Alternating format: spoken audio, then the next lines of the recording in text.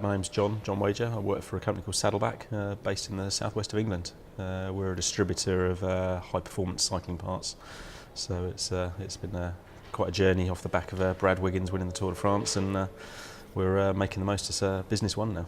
We've had Business One in for about 8 years now, so it had been put in about 3 months before I started. So the first job I had when I started was to say, learn this.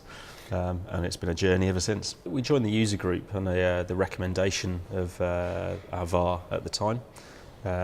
We've been coming along now for 7 years, I think, and it's great being able to have a chat with the same faces each time, welcoming in new people. I think the main benefits is that communication. It's, as I've said before, when you've just got the one VAR that you're talking to, they've got a particular way of doing business, and having worked on the support side before, they want you to use a particular add-on, a particular way of doing something, a particular process.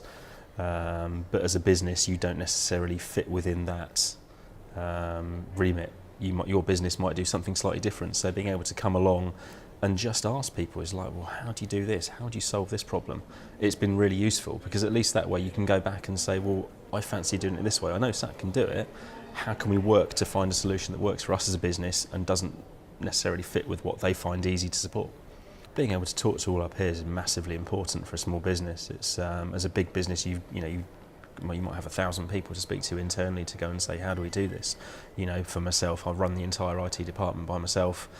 If I don't know how to do it, I'm either limited to going to the VAR or limited to going onto the SAT portal. So being able to come along to someone who's already put in a process for doing something with returns or deliveries or sales orders to say this can save you time, or just opening ideas up. It's just like you start listening to some of the presentations.